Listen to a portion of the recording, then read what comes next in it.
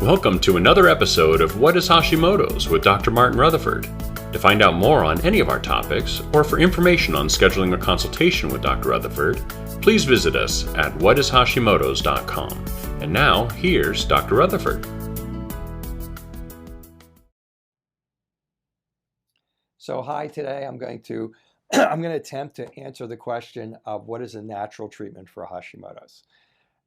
And there is no one answer for that. I can have 100 people come in here with Hashimoto's, thyroiditis, and have each one of them have a different flow to it. And here's the reason why. This goes back to when I first started doing Hashimoto's, before anybody even knew what it was. And people would come in and I tell them they have Hashimoto's, and they'd go back to their endocrinologist, and the endocrinologist would say, nobody gets that. And as you probably know by now, if you're watching this, it's rampant. It's like an epidemic.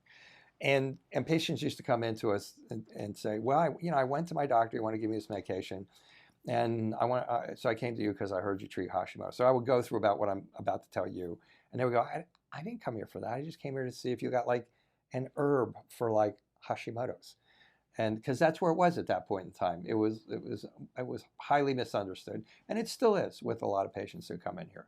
So here's the overall deal with Hashimoto's. It's an autoimmune problem. It's primarily, first and foremost, an autoimmune problem. It is secondarily a thyroid problem, okay? And that's the key. So you treat it first as an autoimmune problem. And then you have to kind of go through autoimmunity. What flares up autoimmunity?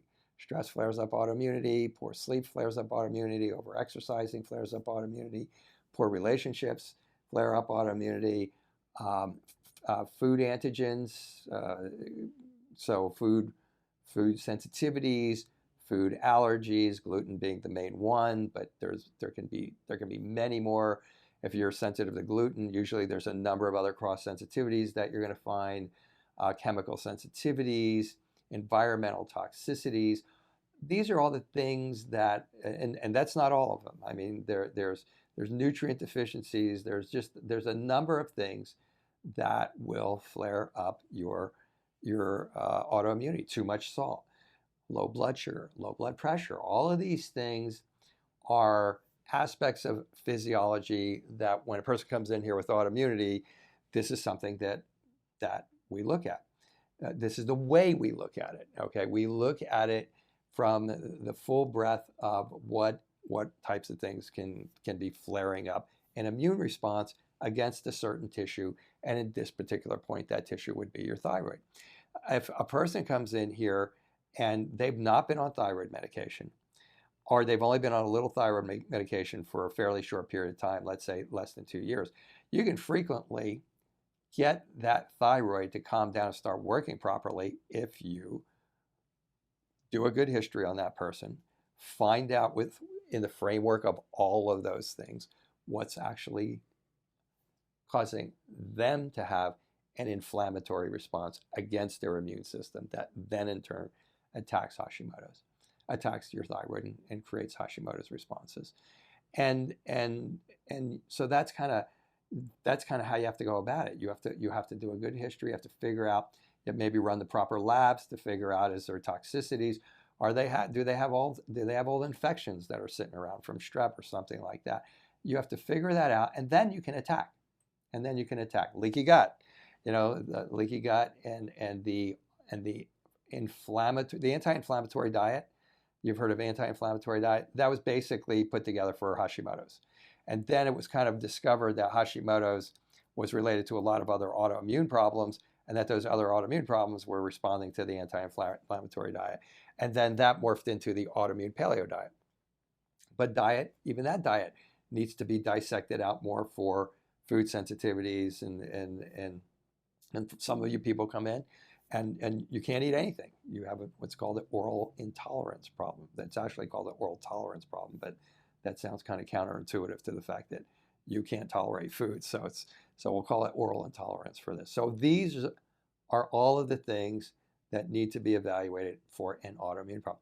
What you have to start realizing is you have an autoimmune problem, not unlike rheumatoid arthritis, not unlike lupus, okay? And the goal is to put you in remission. So people call me and they say, can you cure me? No, it's an autoimmune problem. You can put it in remission by figuring out what specific areas of that particular patient's physiology are flaring up the immune response. And once you figure that out, not only can you get them into remission, but then that person will have the specific tools for their particular immune response so that they know how to hopefully stay in remission, or when they get an exacerbation and get out of remission, they have an exacerbation, they'll know how to get back into it because it's going to be the same things that put them in there in the first place. So that's really the kind of the skinny on what is the natural treatment for Hashimoto's. And most of those things can be taken care of with lifestyle changes. They can be taken care of with herbs and botanicals and nutrients of that, polyphenols and those types of things. It can be taken care of with just figuring out and removing poor dietary proteins. So, so basically lifestyle changes and dietary changes and nutraceuticals and those types of things. So it is a natural approach. It is a natural approach, and there are herbs and botanicals specifically for the thyroid, but you're not going to take those herbs and botanicals first if you really want to figure out what's wrong with you, because the herbs and botanicals work on helping your thyroid to make more thyroid hormone or helping it to convert it better. That's another whole animal we'll talk about. But you have to figure out all those things first, because if you figure out all those other things, you may not need to take herbs and botanicals for your thyroid. You may not need to take a drug for your thyroid. So there's a hierarchy as to how you treat it.